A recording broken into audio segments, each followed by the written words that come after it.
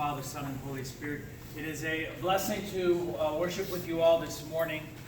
The gospel tells us about the reality of the unseen world.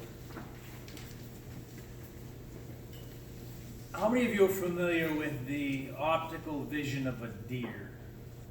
Have you thought about that? A deer sees things, you know. They say like a deer, they're looking like a deer with a deer looking at the headlights look, right? They can see things. They have a spectrum that we do not have. Well, spiritually, there are things in this world that we do not see. And for good reason, because if we saw it all, it would be too much for us to handle. What the Apostle Paul tells us in his letter to the Ephesians is this. Ephesians chapter 6. We wrestle not against flesh and blood, but against principalities, against powers, against spiritual wickedness in high places. There is an army of evil, fallen angels and spirits, as the Bible tells us, which seek to keep us in captivity and seek to turn us away from God. This is something that if we saw with our own eyes, we would be unable to bear it. And so God in His mercy keeps us from seeing all this, lest we would find ourselves unable to live in this world. We read about the rebellion of the angels in the book of Isaiah. In Isaiah chapter 14, God talks about Lucifer. He says, Lucifer, you are the bright and morning star. He ascended up into the sides of the north and tried to make his throne with God. And God cast him down for his sin. We read about it as well in Ezekiel chapter 28, where he is called the anointed cherub that covers. The evil one was originally a cherub. And a cherub was a mystical being in heaven. He led the worship of God. In fact, if you read the text in Ezekiel 28, it said in Isaiah chapter 14, it says that the instruments of worship were within him. The devil was a musician, and he led the worship of God. Lifted up by his pride and his brightness, he was cast down. Cast down from this position of authority and worship. He is then cursed as a serpent. And out of envy, the fathers tell us, he seeks to lead astray Adam and Eve. And he sees Adam there, and knowing the blessing that God had given him, he tempts him to swerve him away from God's purpose in his life, which is to know him and commune with him. Henceforth, when Adam disobeys, the scripture says, wherefore, or because of this, because of one man, sin entered into the world, and death by sin, and so death passed upon all men, for that all have sinned.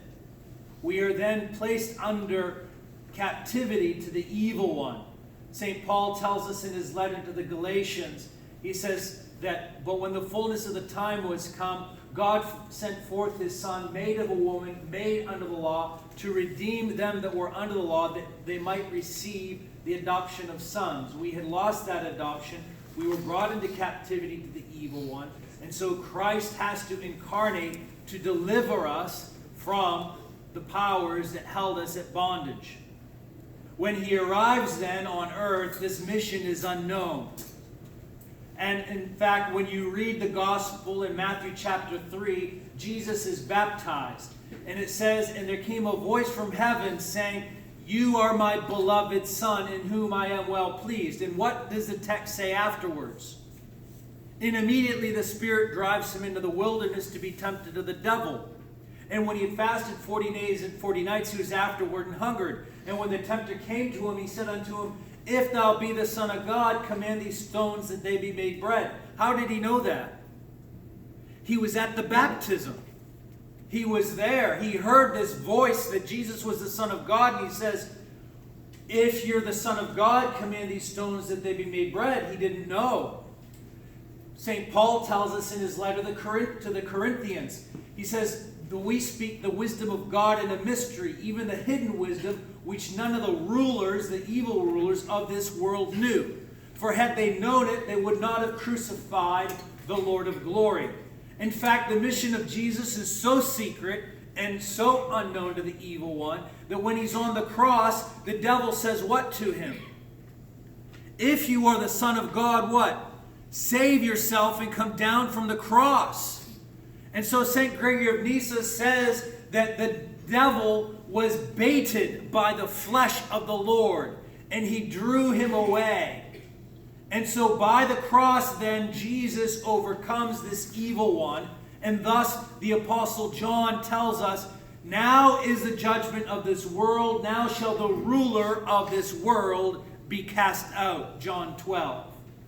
When this ruler is cast out, Jesus casts out sin from our human nature, expelling the leaven of sin and our fallenness, and thereby transforming the bread of our humanity into a new loaf, symbolized as we do with the Eucharist, with this leavened bread, the leaven of his resurrection, the leaven of his power, no longer the leaven of sin, but the leaven of his grace and divine nature uniting us to him. This man then instinctively knew who Jesus was. And let me briefly talk to you about before Christ and after Christ. In our life, we meet Christ. We encounter him. We can be like this man. And they arrived at the country of the Gadarenes, which was over against Galilee. And when he went forth to the land, immediately there met him out of the tombs a man who had an unclean spirit. Now you say, what's an unclean spirit? Well, what it means by it doesn't mean that he was dirty, but have you ever done something and said, man, he's just a dirty, he's a dirtbag. Character. Sin defiles us. Sin makes us dirty. You ever see a movie and somebody says, no, that's a dirty movie. Is it physically dirty or is it polluting our spirit? So he had an unclean spirit. And unclean spirits will make us do certain things.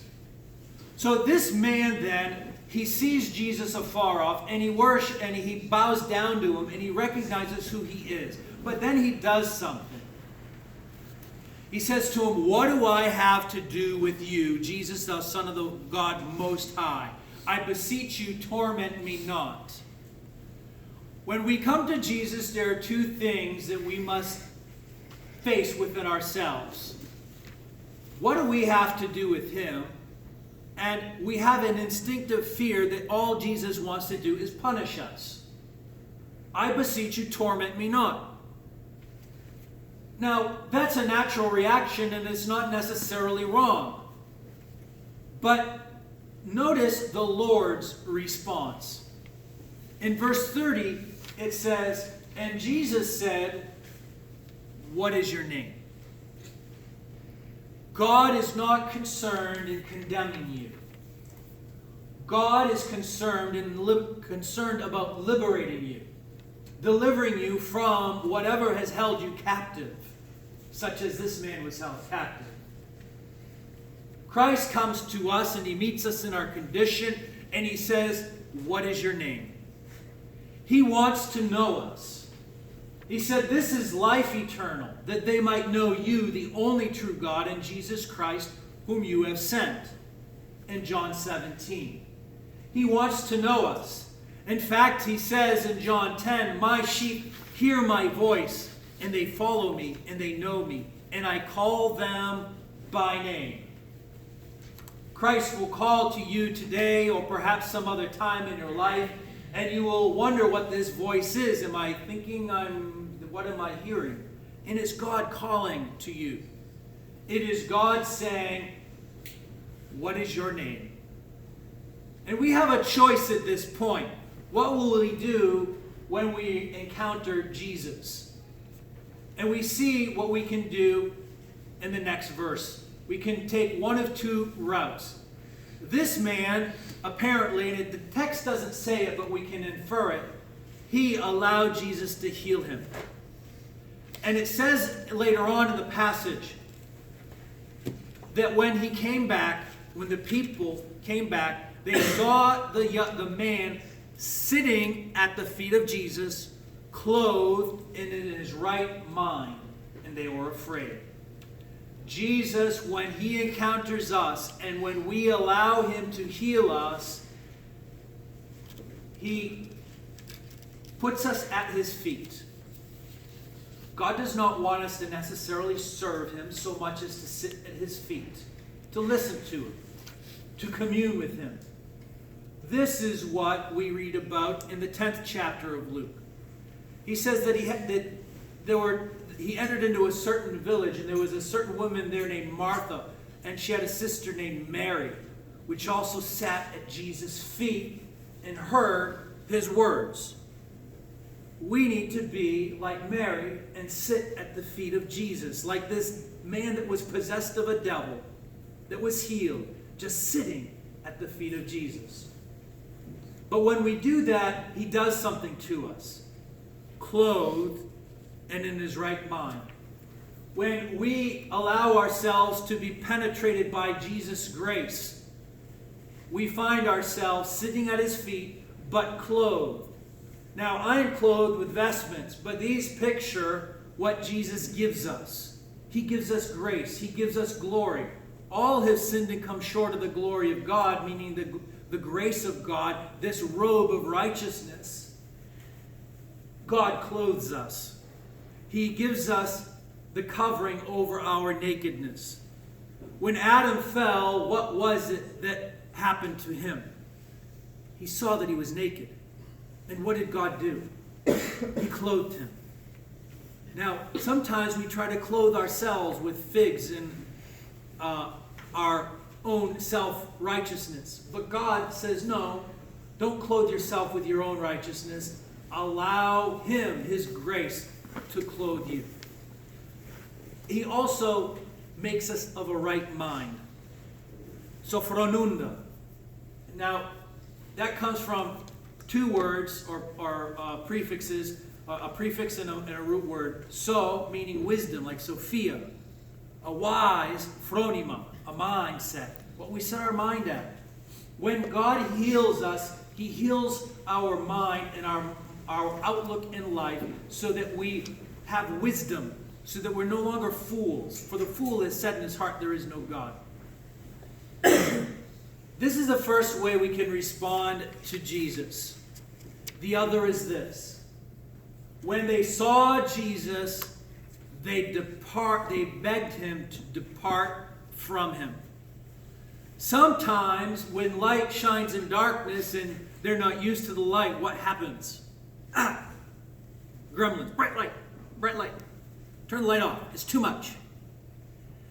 Jesus said, I am the light of the world. He that follows me shall not walk in darkness, but shall have the light of life.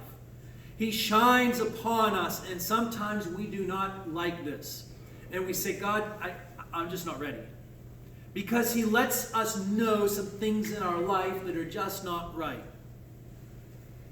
If that is your case, and that light is shining, don't just run away from the light and ask the light to be turned off. Go into the light. He's only wanting to heal us. He only wants us to enjoy the light. I don't know about you, but I like when it's bright outside, and I like the warmth of the light of the sun. So Jesus offers us then this choice today. Will we sit at his feet, or will we get on our feet and run from him? May we follow him and walk in the light and the warmth of his love, now and forever, the ages of ages. Amen.